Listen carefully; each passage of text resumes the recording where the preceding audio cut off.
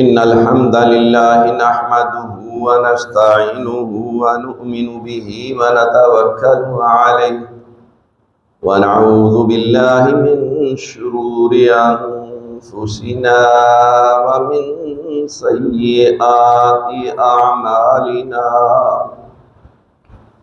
من يهده الله فلا مضل له ومن يضلل فلا هادي له وأشهد أن لا إله إلا الله وأشهد أن محمدا عبده ورسوله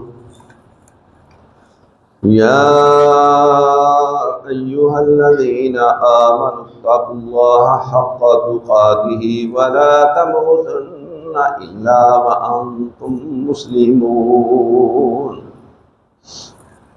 يا أيها الناس اتقوا ربكم الذي خلقكم من نفس واحدة وخلق منها زوجها وبث منهما رجالا كثيرا ونساء واتقوا الله الذي تساءلون به والأرحام إن الله كان عليكم رقيبا يا أيها الذين آمنوا اتقوا الله وقولوا قولا سديدا يصلح لكم أعمالكم ويغفر لكم ذنوبكم ومن يطع الله ورسوله فقد فاز فوزا عظيما أما بعد فإن أصدق الحديث كتاب الله وأحسن الهدي هدي محمد صلى الله عليه وسلم وشر الأمور محدثاتها وكل محدثة بدعة وكل بدعة ضلالة وكل ضلالة في النار فأعوذ بالله السميع العليم من الشيطان الرجيم وَإِذَا أَخَذَ اللَّهُ مِيثَاقَ النَّبِيِّينَ لَمَا آتَيْتُكُم مِّن كِتَابٍ وَحِكْمَةٍ ثُمَّ جَاءَكُمْ رَسُولٌ مُّصَدِّقٌ لِّمَا مَعَكُمْ لَتُؤْمِنُنَّ بِهِ وَلَا تَنصُرُنَّهُ قال أقررتم وأخذتم على ذلكم إصري قالوا أقررنا قال فاشهدوا وأنا معكم من الشاهدين۔ میرے بھائی اور دوستو، آج کا ہمارا موضوع ہے میثاق الانبیاء۔ اسی مناسبت سے ہم نے سورہ آل عمران کی آیت نمبر 81 آپ کے سامنے تلاوت کی ہے۔ اس میں اللہ تبارک و تعالی نے اس بات کی خبر دی ہے کہ اور جب اللہ نے تمام انبیاء سے پختہ وعدہ لیا کہ البتہ جو چیز میں تمہیں کتاب اور حکمت سے عطا کر دوں، پھر تمہارے پاس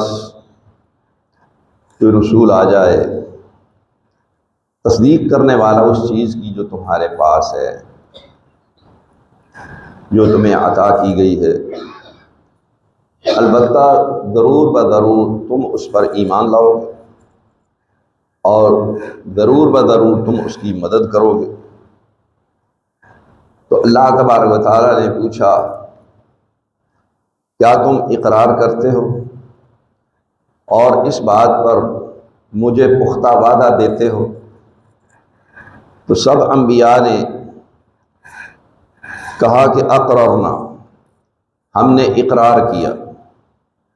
تو اللہ تبارک و تعالیٰ نے فرمایا فشہدوا، پھر تم گواہ ہو جاؤ، وَأَنَا مَعَكُم مِّنَ الشَّاهِدِينَ، اور میں بھی تمہارے ساتھ گواہوں میں سے ہوں۔ اس آیت مبارکہ میں اس بات کی خبر دی گئی کہ عالم ارواح میں اللہ تبارک و تعالیٰ نے انبیاء سے یہ وعدہ دیا۔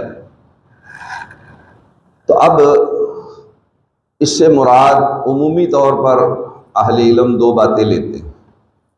ایک بات یہ کہ کوئی بھی رسول تمہاری زندگی میں آ جائے تو تم نے اس پر ایمان لانا ہوگا اور اس کی لائی ہوئی شریعت کی تابع داری کرنی ہوگی، اس کی مدد کرنا ہوگی۔ دوسری بات، اہل علم کہتے ہیں کہ اس سے مراد محمد رسول اللہ صلی اللہ علیہ وآلہ وسلم۔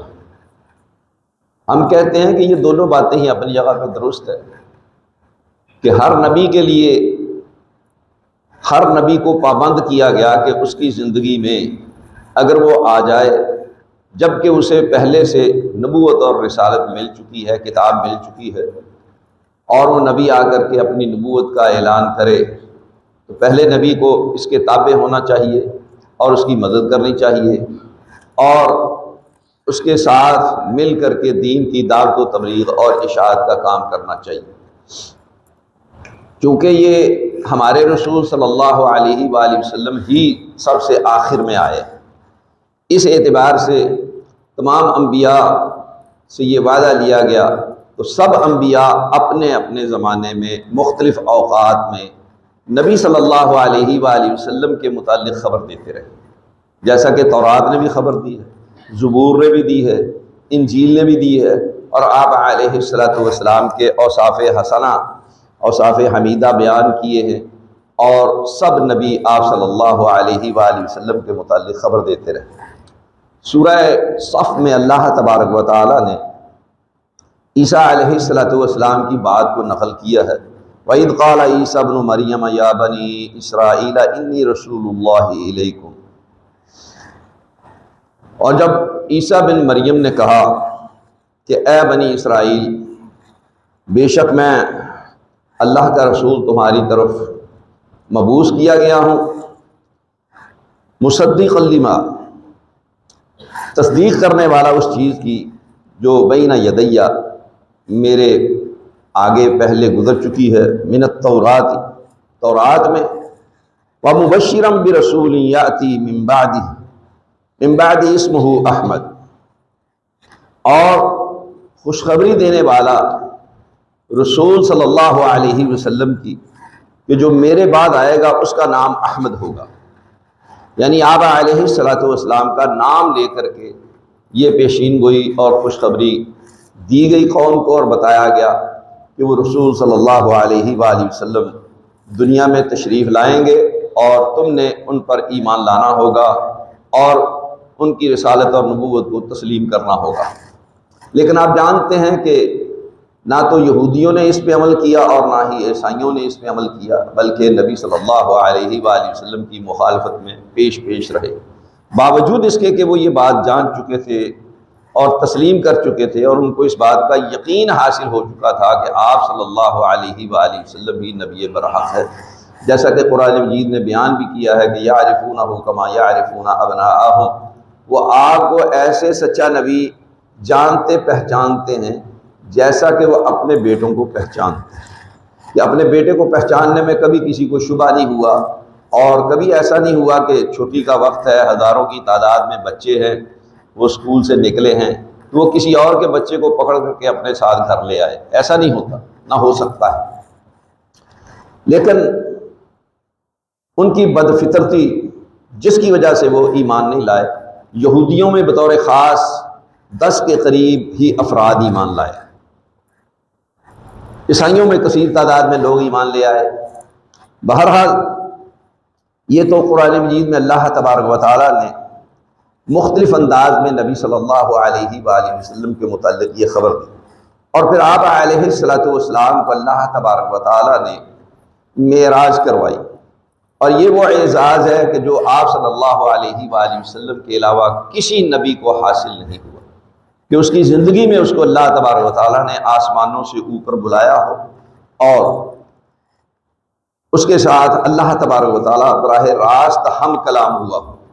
موسیٰ علیہ السلام کے متعلق اللہ تبارک و تعالیٰ نے خبر دی ہے وَكَلَّمَ اللَّهُ مُوسَىٰ تَكْلِيمًا، کہ موسیٰ علیہ السلام سے اللہ تبارک و تعالیٰ نے گفتگو کی، کلام کیا، لیکن وہ کلام کوہ طور پر کیا گیا۔ نبی صلی اللہ علیہ وآلہ وسلم کے ساتھ جو کلام کیا گیا وہ آپ صلی اللہ علیہ وآلہ وسلم کو ساتوں آسمانوں سے اوپر سدرۃ المنتہا پر بلا کر کے اللہ تبارک و تعالیٰ نے آپ کے ساتھ گفتگو کی اور کلام کیا، اور میں نماز جیسا عظیم تحفہ نبی صلی اللہ علیہ وآلہ وسلم کو وہاں عطا کیا گیا۔ اس معراج میں نبی صلی اللہ علیہ وسلم کی مختلف انبیاء کرام علیہم السلام کے ساتھ مختلف آسمانوں پر ملاقات کروائی گئی، لیکن بیت المقدس میں تمام انبیاء کرام علیہم السلام کو اکٹھا کر کے نبی صلی اللہ علیہ وآلہ وسلم کو امام مقرر کیا گیا، اور سب انبیاء کرام علیہم السلام نے آپ کے پیچھے نماز ادا کی۔ نبی علیہ السلام کا یہ اعزاز ہے کہ آپ اس دنیا میں بھی انبیاء کے امام ہیں، اور قیامت والے دن بھی تمام انبیاء کے امام ہوں گے۔ یہ صرف اور صرف آپ صلی اللہ علیہ وآلہ وسلم کو خصوصیت حاصل ہوئی، جیسا کہ سنن ابن ماجہ میں ابو ہریرہ رضی اللہ تعالیٰ عنہ سے روایت ہے، اسی طرح سے سنن ترمذی میں بھی روایت موجود ہے کہ آپ صلی اللہ علیہ وآلہ وسلم نے فرمایا اذا کان یوم القیامہ کنت امام النبیین و خطیبہم، کہ جب قیامت کا دن ہوگا تو میں انبیاء کا امام بھی ہوں گا اور ان کا خطیب بھی ہوں گا، کیونکہ تمام انبیاء کرام علیہم السلام اس دن رب سلم رب سلم رب نفسی پکار رہے ہوں گے، اور تمام امتیں مل کر کے آدم علیہ السلام کے پاس جائیں گی، پھر نوح علیہ السلام کے پاس، اس کے بعد ابراہیم علیہ السلام، پھر موسیٰ علیہ السلام، عیسیٰ علیہ السلام، سب کے پاس جائیں گی کہ اللہ تبارک و تعالیٰ سے یہ درخواست کریں کہ حساب کتاب شروع ہو جائے۔ اس دن کی ہولناکی اور وحشت کی وجہ سے صرف یہ سوال اللہ تبارک و تعالیٰ کے سامنے رکھا جائے، درخواست کی جائے کہ اللہ حساب شروع کر دے، تو کوئی نبی بھی اس کے لیے ذمہ داری قبول نہیں کرے، ہر نبی عذر پیش کر دے، اور نبی صلی اللہ علیہ وآلہ وسلم کی طرف یہ سب انبیاء ریفر کریں گے، آخر میں تمام امتیں آپ صلی اللہ علیہ وسلم کے پاس آئیں گی، اور آپ علیہ السلام فرمائیں گے کہ ہاں میں سفارش کرتا ہوں، مجھے اللہ تبارک و تعالیٰ نے یہ سفارش کرنے کا حق دیا ہے۔ تو پھر نبی صلی اللہ علیہ وسلم فرماتے ہیں کہ میں اللہ تبارک و تعالیٰ کے حضور سجدہ ریز ہو کر کے وہ دعائیں کروں گا، وہ اللہ کی حمد و ثنا کروں گا جو آج مجھے معلوم نہیں ہے، اس دن اللہ تبارک و تعالیٰ میرے دل میں اور دماغ میں ڈالے گا۔ اس سے بھی پتہ چلا کہ نبی صلی اللہ علیہ وسلم کو ابھی تک ان چیزوں کا علم ہی نہیں ہے، آپ کو معلوم ہی نہیں ہے وہ اللہ تبارک و تعالیٰ کی حمد و ثنا جو آپ قیامت کے دن اللہ تبارک و تعالیٰ کے حضور سجدہ ریز ہو کر کے کریں گے۔ پھر اللہ تبارک و تعالیٰ پوچھے گا کہ سوال کریں، آپ کو دیا جائے گا، آپ پھر سجدے میں پڑ جائیں گے، پھر حمد و ثنا کریں گے۔ اس طریقے سے بار بار آپ علیہ السلام اللہ تبارک و تعالیٰ کے حضور سجدہ ریز ہو کر کے حمد و ثنا کر کے آخر میں اللہ کہیں گے، اللہ کے سامنے التجا کریں گے کہ حساب کتاب شروع ہو جائے، پھر حساب کتاب شروع ہو جائے گا۔ یہ اعزاز صرف اور صرف ہمارے رسول صلی اللہ علیہ وآلہ وسلم کو ہی حاصل ہوگا، اس کے علاوہ کسی کو حاصل نہیں ہوگا۔ اسی لیے آپ علیہ السلام نے فرمایا کہ قیامت کے دن میں انبیاء کا امام بھی ہوں گا اور خطیب بھی ہوں گا۔ پھر اس کے علاوہ ابو ہریرہ رضی اللہ تعالیٰ عنہ سے صحیح مسلم میں روایت موجود ہے کہ آپ علیہ السلام نے فرمایا انا سید ولد آدم، کہ میں آدم علیہ السلام کی اولاد کا سردار ہوں، یعنی سب کے سب لوگ آپ صلی اللہ علیہ وآلہ وسلم کو سردار مانتے ہیں، مانیں گے، تسلیم کریں گے، اور آپ نے اس بات کو بیان کر دیا۔ یا دوسری ایک روایت جو صحیح بخاری میں ہے، اس کے الفاظ ہیں کہ انا سید الناس یوم القیامہ، کہ میں قیامت کے دن لوگوں کا سردار ہوں، تمام لوگوں کا سردار۔ یہ بھی نبی صلی اللہ علیہ وآلہ وسلم نے خبر دی۔ اور اس کے ساتھ ساتھ ترمذی کی ایک روایت میں کہ آپ علیہ السلام نے فرمایا لواء الحمد بیدی یوم القیامہ، قیامت کے دن حمد کا جھنڈا میرے ہاتھ میں ہوگا، اور تمام انبیاء کرام علیہ السلام اس جھنڈے کے نیچے ہوں۔ یہ نبی صلی اللہ علیہ وآلہ وسلم کی خصوصیت، اور اس کے علاوہ آپ علیہ السلام کی یہ بھی خصوصیت احادیث میں، صحیح مسلم میں، دیگر کتب احادیث میں بیان ہوئی کہ آپ صلی اللہ علیہ وآلہ وسلم نے فرمایا کہ مقام محمود پر اللہ تبارک و تعالیٰ مجھے کھڑا کرے۔ یہ وہ مقام ہے جو آپ نے فرمایا کہ ایک ہی ہے، اور مجھے امید ہے کہ اللہ تبارک و تعالیٰ مجھے ہی کھڑا کرے گا، جیسا کہ پہلے بیان کر چکے کہ جو آپ سجدہ ریز ہو کر کے اللہ تبارک و تعالیٰ کے حضور درخواست کریں گے، یہ وہ مقام محمود ہے جو نبی صلی اللہ علیہ وآلہ وسلم کو حاصل ہوگا۔ صحیح بخاری میں بھی یہ روایت موجود ہے۔ تو ان تمام باتوں سے یہ معلوم ہوا کہ آپ سید الانبیاء بھی ہیں، اور دیگر تمام انبیاء کرام علیہ السلام اس بات کو تسلیم کرتے رہے اپنی زندگی میں، اور قیامت والے دن بھی یہ بات مسلم ہے، طے شدہ ہے، اور جنت کے اندر بھی ایک مقام وسیلہ ہے صحیح مسلم کی حدیث کے مطابق۔ تو آپ صلی اللہ علیہ وسلم نے فرمایا کہ جو شخص میرے لیے مقام وسیلہ کی دعا کرے گا، میری شفاعت اس کے لیے واجب ہو گئی۔ اور وہ مقام وسیلہ کی دعا ہم کب کرتے ہیں؟ مقام محمود کی دعا کب کرتے ہیں؟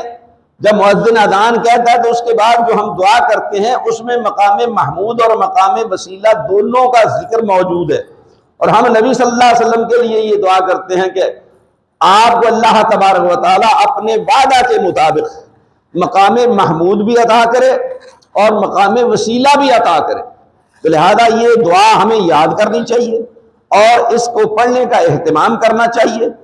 اس کے ذریعہ سے نبی صلی اللہ علیہ وآلہ وسلم کی شفاعت واجب ہو جائے گی۔ تو یہ بھی آپ صلی اللہ علیہ وآلہ وسلم کا تمام انبیاء کرام علیہ السلام پر ایک امتیازی اعزاز جو آپ کو قیامت کے دن بھی حاصل ہوگا، میدان محشر میں اور جنت میں بھی آپ صلی اللہ علیہ وآلہ وسلم کو یہ اعزاز حاصل ہوگا جو کسی اور نبی کو حاصل نہیں ہوگا۔ اب ذرا آئیے ہم اس چیز کو ذرا ایک اور اینگل سے دیکھنا چاہتے ہیں کہ دیکھیں ذرا کہ نبی صلی اللہ علیہ وآلہ وسلم کو نبی بنا کر کے بھیجا گیا، رسول بنا کر کے مبعوث کیا گیا، تو آپ صلی اللہ علیہ وآلہ وسلم کی یہ بھی خصوصیت ہے کہ جتنے بھی انبیاء کرام علیہ السلام دنیا میں مبعوث کیے گئے وہ سب کے سب اپنی اپنی قوم کی طرف مبعوث کیے، لیکن رسول صلی اللہ علیہ وآلہ وسلم کی یہ خصوصیت ہے کہ اللہ تبارک و تعالیٰ نے سورہ سبا میں فرمایا وَمَا أَرْسَلْنَاكَ إِلَّا كَافَّةً لِلنَّاسِ بَشِيرًا وَنَذِيرًا، کہ ہم نے آپ کو تمام لوگوں کے لیے خوشخبری دینے والا اور ڈرانے والا مبعوث بنا کے بھیجا، آپ کو مبعوث کیا۔ تو آپ صلی اللہ علیہ وآلہ وسلم تمام انبیاء کرام علیہ السلام پر یہ بھی ایک خاص امتیاز رکھتے ہیں کہ آپ کے بعد نہ تو کوئی نبی آئے گا اور نہ ہی آپ صلی اللہ علیہ وآلہ وسلم کسی خاص قوم اور قبیلے اور برادری کی طرف مبعوث کیے گئے ہیں، بلکہ قیامت تک کے لیے تمام لوگوں کے لیے آپ کو رسول بنا کر کے مبعوث کیا گیا۔ یہ آپ صلی اللہ علیہ وآلہ وسلم کی شان ہے، یہ مرتبہ مقام ہے جو قرآن مجید ہمیں خبر دیتا ہے اور بیان کرتا ہے۔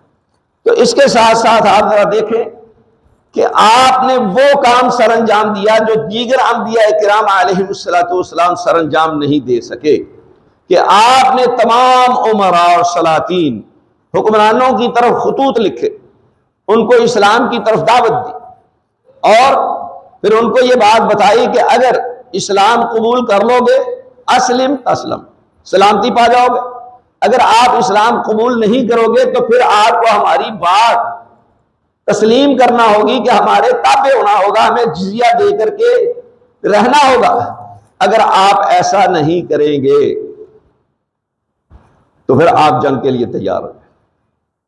پھر نبی صلی اللہ علیہ وآلہ وسلم نے ان لوگوں کے ساتھ باقاعدہ جنگیں کی، اور اس کے نتیجہ میں آپ کو معلوم ہے کہ آپ صلی اللہ علیہ وآلہ وسلم فتح یاب ہوتے رہے۔ اور آپ صلی اللہ علیہ وآلہ وسلم نے جو قیام خلافت کے لیے باقاعدہ طور پر بنیاد ڈالی، اور پھر آپ نے صحابہ کرام رضوان اللہ علیہم اجمعین کو یہ خوشخبری سنائی۔ کئی بخاری کی روایت ہے کہ قیصر اور کسریٰ یہ ہلاک ہو جائیں گے، یہ تباہ ہو جائیں گے، ختم ہو جائیں گے، اور ان کا مال تمہیں حاصل ہوگا، اور ان کا مال تم حاصل کر کے اسے اللہ تبارک و تعالیٰ کے راستے میں تقسیم کرو۔ ذرا سنیے نبی صلی اللہ علیہ وآلہ وسلم کے الفاظ جو صحیح بخاری میں امام بخاری نے ذکر کیے ہیں کہ آپ علیہ السلام نے فرمایا ہلاکا کسریٰ ثم لا یکون کسریٰ بعدہ، کسریٰ ہلاک ہو گیا، تباہ ہو گیا، اور یہ کسریٰ آپ صلی اللہ علیہ وسلم کی زندگی میں ہی ہلاک ہو گیا۔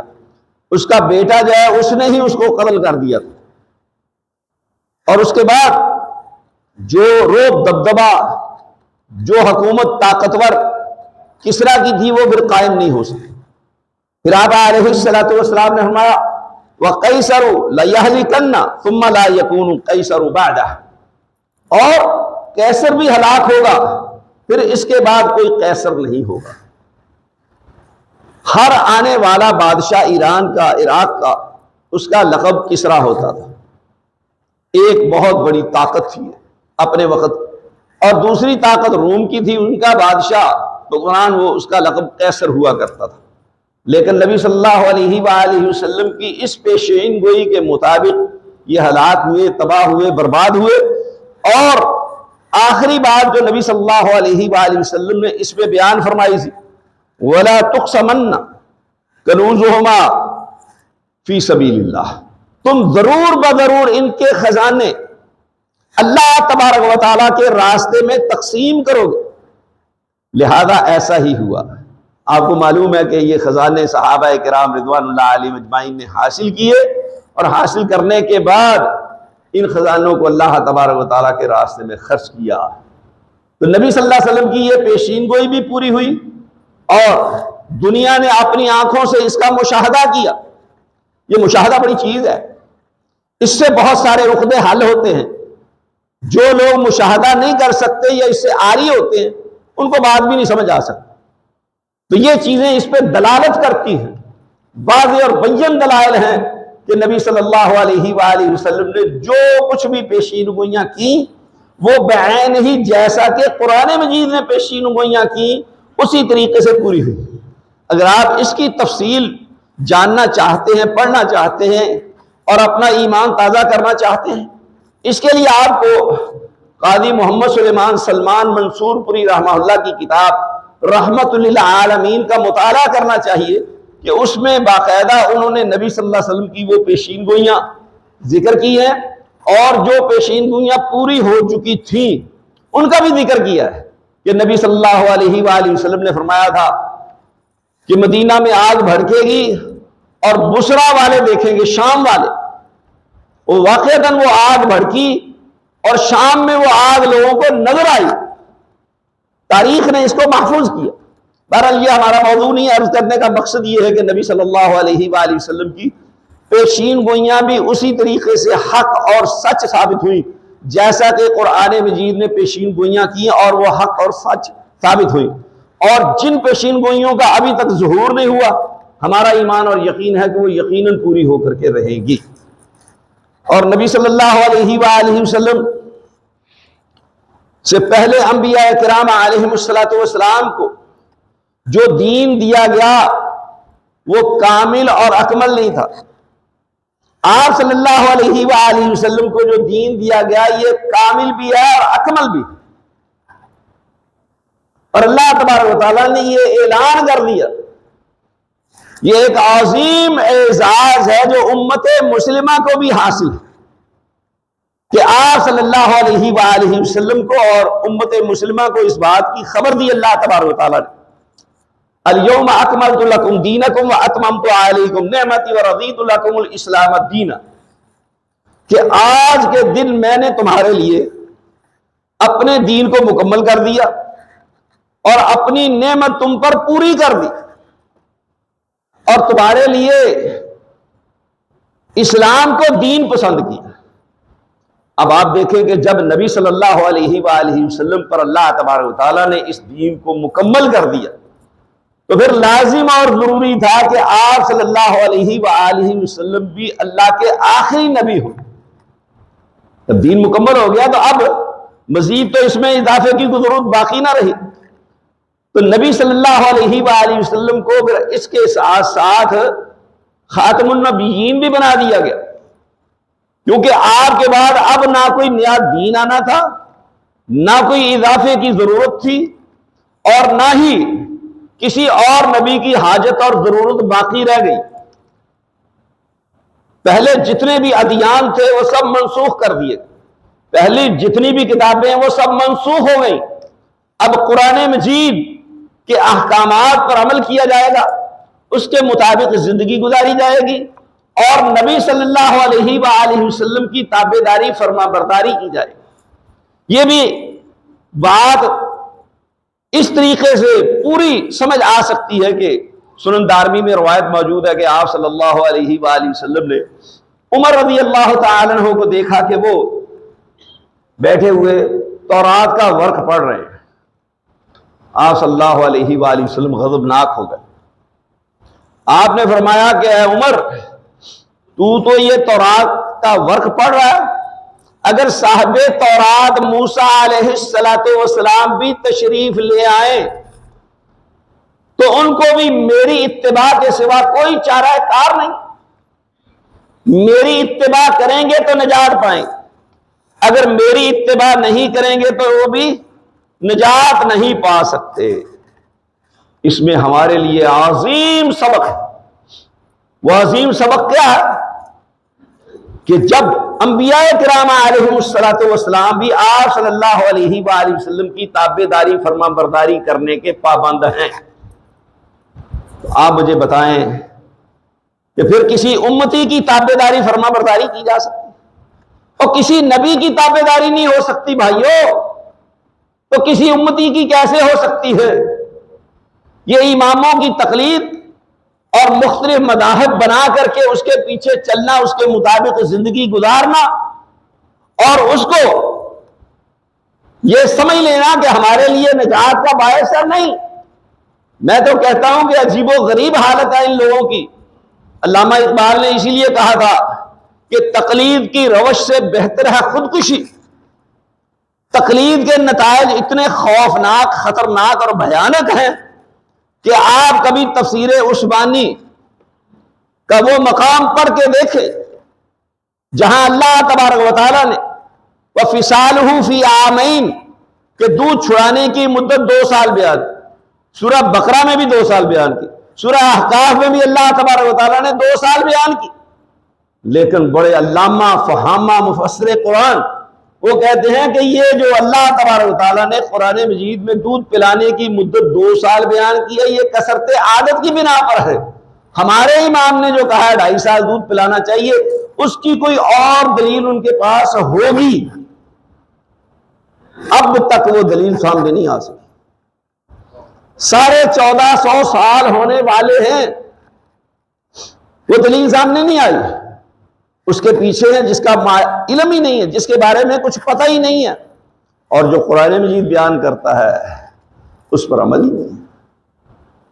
یہ انتہا درجے کی بدبختی ہے، تعصب ہے کہ ہم قرآن مجید اور احادیث رسول کے کھلے احکامات کو چھوڑ کر کے اپنے اپنے مقرر کردہ اماموں کی تقلید کریں، ان کی پیروی کریں، ان کے فیصلے اور ان کے فتاوی جات کے مطابق زندگی گزاریں۔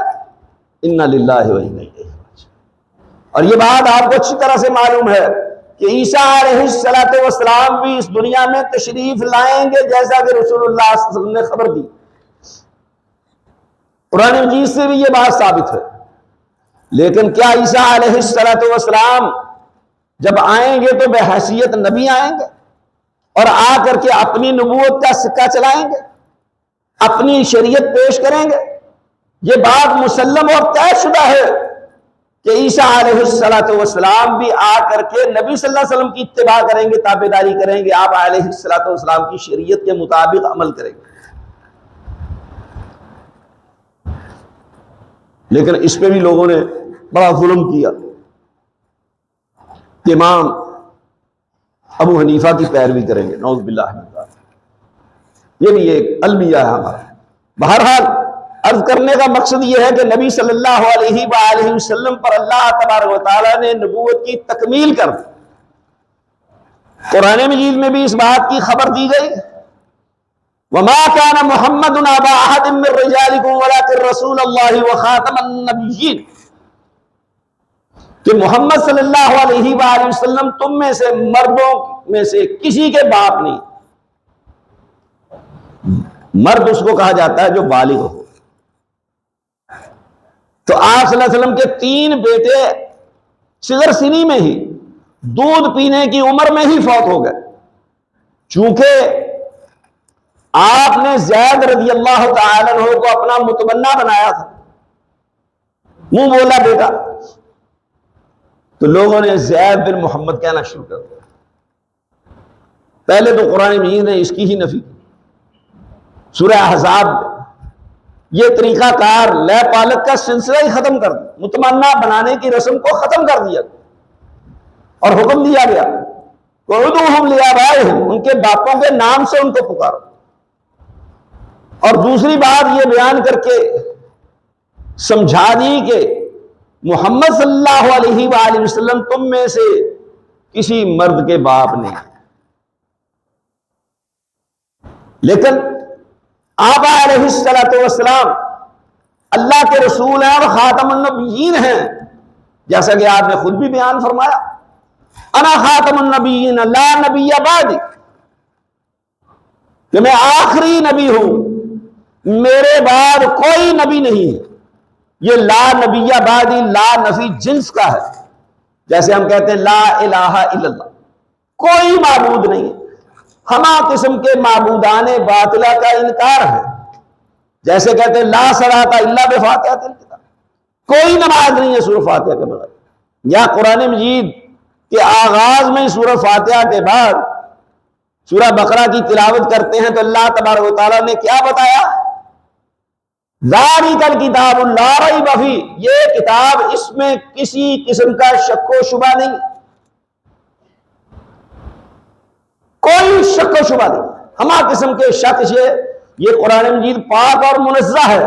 اسی طرح سے فرمایا لا نبی بعدی، میرے بعد کسی قسم کا کوئی نبی نہیں ہے، نہ ذلی نہ بروزی۔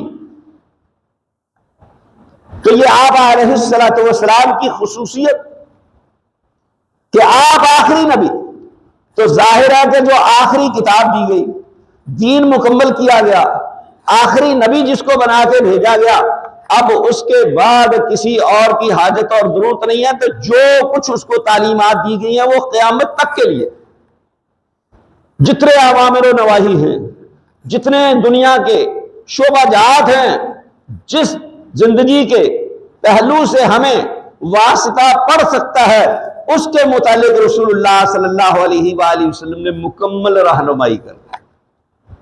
وہ سیاسی امور ہو، وہ خلافت کا معاملہ ہو، وہ جماعتی امور ہو، وہ نکاح اور طلاق کے معاملات ہوں، وہ بیوہ کے معاملات ہوں، عقائد اور نظریات ہوں، کسی بھی قسم کا کوئی معاملہ، ہر میدان میں آپ صلی اللہ علیہ وآلہ وسلم نے مکمل رہنمائی کر دی۔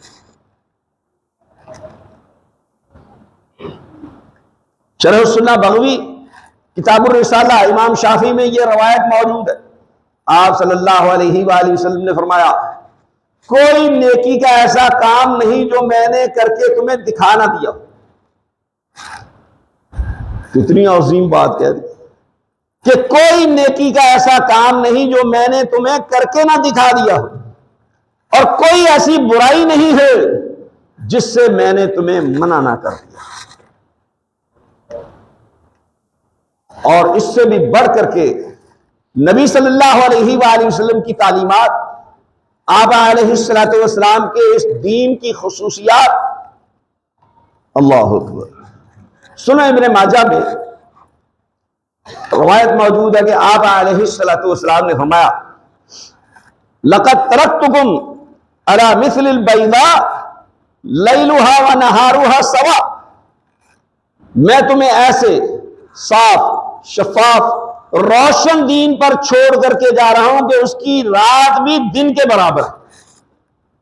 آپ مجھے بتائیں کہ جس دین کی رات بھی اس دن کے برابر ہو، اس دین میں کوئی ابہام باقی رہ جاتا ہے؟ کوئی اشکال باقی رہتا ہے؟ کسی کی تقلید کی ضرورت باقی رہ جاتی ہے؟ کسی کے مذہب کی ضرورت باقی رہ جاتی ہے؟ کسی چیز کی ضرورت باقی نہیں رہ جاتی. ایسا صاف شفاف روشن دین آپ صلی اللہ علیہ وآلہ وسلم دے کر کے گئے. ابو درداء رضی اللہ تعالی عنہ قسم کھا کے کہتے اللہ اکبر صدق واللہ، اللہ کی قسم آپ نے سچ کہا. آپ علیہ الصلوۃ والسلام نے بالکل سچی بات کہی اور سچ فرما کر کے گئے. رسول اللہ صلی اللہ علیہ وسلم ترکنا، رسول اللہ صلی اللہ علیہ وآلہ وسلم نے ہمیں ایسے دین پر ہی چھوڑا. واللہ علی مثل البیضاء لیلها ونہارها سوا، کہ ایسا صاف شفاف روشن دین کہ اس کی رات بھی اس کے دن کے برابر ہے. یہ آپ صلی اللہ علیہ وآلہ وسلم کی خصوصیت اس اعتبار سے کہ آپ آخری نبی ہیں تو سب کچھ واضح کر کے جائیں، ہر چیز کی رہنمائی کر کے جائیں، اور کوئی ایک بات میں بھی ابہام اور اشکال نہیں ہوگا. کوئی ایسی چیز نہیں ہوگی کہ جس میں اللہ کے رسول صلی اللہ علیہ وآلہ وسلم کی مکمل رہنمائی موجود نہ ہو. کوئی ایک بھی مسئلہ ایسا نہیں ہو سکتا، ممکن ہی نہیں. اللہ اکبر. ایک عیسائی خاتون وہ مفتی محمد خان قادری صاحب کے پاس آئی. انہوں نے یہ خود واقعہ مجھے سنایا. انہوں نے پوچھا کہ کیا مقصد ہے؟ اس نے کہا جی میں مسلمان ہونا چاہتی ہوں. مفتی صاحب نے پوچھا کہ کیوں مسلمان ہونا چاہتی؟ اسلام کی کیا خصوصیت تجھے نظر آئی؟ اس نے کہا کہ عیسائیت میں طلاق نہیں ہے. یہ جو یورپ والے طلاق دیتے ہیں نا، یہ انحراف ہے. عیسائیت میں طلاق کا تصور ہی نہیں ہے. ہندوازم میں طلاق کا تصور نہیں ہے. عورت خلا نہیں لے سکتی، یہ اسلام کی خصوصیت. اس نے کہا کہ میں اپنے خاوند سے جان چھڑانا چاہتی ہوں، عیسائیت میں کوئی ایسا حل موجود نہیں. مسلمان ہو جاؤں گی تو میری خاوند سے جان چھوٹ جائے گی، میں کسی مسلمان سے شادی کر لوں. اس پر مفتی صاحب نے فرمایا کہ ہمارا دین اسلام اکمل بھی ہے اور کامل بھی ہے. ہر شعبہ زندگی میں مکمل رہنمائی ہے، جو کہ کسی اور دین میں رہنمائی موجود ہے نہیں ہے. ایک عورت کسی خاوند کے ساتھ، کسی شخص کے ساتھ زندگی نہیں گزار سکتی. اسلام اس کو کہتا ہے کہ وہ خلا لے سکتی. کسی اور دین میں یہ خصوصیت موجود نہیں. اللہ اکبر. تو یہ دین کامل اور اکمل، یہ رسول صلی اللہ علیہ وآلہ وسلم کی تعلیمات، آپ کا اسوہ حسنہ بھی کامل اور اکمل ہے. اس جیسا اسوہ حسنہ بھی کسی اور کا نہیں ہے. اسی لیے رسول اللہ صلی اللہ علیہ وآلہ وسلم کے اسوہ حسنہ کے متعلق خاص طور پر اللہ تبارک و تعالی نے فرمایا لقد کان لکم فی رسول اللہ اسوۃ حسنہ، کہ اللہ کے رسول صلی اللہ علیہ وآلہ وسلم تمہارے لیے بہترین نمونہ ہے. تو آپ صلی اللہ علیہ وآلہ وسلم کی تعلیمات یہ عالمگیر آفاقی ہر اعتبار سے. اور یہ بات بھی یاد رکھیں کہ اللہ تبارک و تعالیٰ نے یہ اعلان کر دیا ہے یہ دین مکمل کرنے کے بعد اب کوئی بھی شخص جنت میں جانے کا خواہش مند ہے، اس کا متمنی ہے، تو اس کے لیے لازم اور ضروری ہے کہ وہ مسلمان ہو، دین اسلام میں، دائرہ اسلام میں داخل ہو. اگر کوئی شخص دین اسلام کو قبول نہیں کرتا تو وہ جنت میں داخل نہیں ہو سکے گا. اللہ تبارک و تعالیٰ نے یہ کھلے بندوں اعلان کر دیا ہے اور فرما دیا وَمَن يَبْتَغِ غَيْرَ الْإِسْلَامِ دِينًا فَلَن يُقْبَلَ مِنْهُ وَهُوَ فِي الْآخِرَةِ مِنَ الْخَاسِرِينَ. کہ جو شخص دین اسلام کے علاوہ کسی اور دین کا متلاشی ہے وہ یہ بات ذہن نشین کر لے، اس سے اس کا دین قبول نہیں کیا جائے گا. صرف اور صرف مسلمان ہوگا تو اسلام میں داخل ہوگا. مسلمان ہونے کے لیے، دائرہ اسلام میں داخل ہونے کے لیے آپ کو پتا کہ شہادتین کا اقرار کرنا لازم اور ضروری ہے. اشہد ان لا الہ الا اللہ واشہد ان محمدا عبدہ ورسولہ، اس کا اقرار کرے گا تو جنت کا حقدار بنے گا، وگرنہ وہ جنت میں کبھی داخل نہیں ہو سکے. یہ دین اسلام لازم کر لیا گیا ہر شخص کے لیے کہ وہ دائرہ اسلام میں داخل ہو. اس کے علاوہ کسی کا کوئی دین قابل قبول نہیں ہے، بھلے وہ کسی نبی کی طرف منسوب کر کے ہی زندگی گزار رہا ہو، یا اپنے آپ کو ابراہیمی کہے، موسوی کہے، عیسوی کہے، جو کچھ مرضی بن جائے، جب تک وہ محمدی نہیں ہوگا اس وقت تک وہ جنت میں داخل نہیں ہو سکے. تو یہ حنفی، شافی، مالکی، حنبلی یہ ہم نے بنائی ہوئی ہے نسبتیں. اللہ تبارک و تعالیٰ نے اس میں سے کوئی نسبت نازل نہیں کی اور نہ کسی کو اس نسبت کا پابند کیا. اور یہ بات سمجھنے کے لائق ہے کہ اگر کوئی نبی آپ کی اتباع، تابع داری، فرما برداری نہیں کرے گا تو قرآن مجید اس کو ظالم قرار دیتا ہے.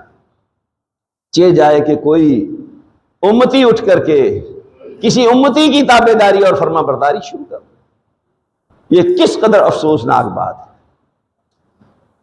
کائنات میں سب سے افضل ترین ہستی جس کو اللہ تبارک و تعالیٰ نے یہ مرتبہ مقام عطا کیا، اسے چھوڑ کر کے کسی اور کی تابع داری، فرما برداری کرنا شروع کر دے، یہ انتہا درجے کی محرومیت ہے، بدنصیبی ہے.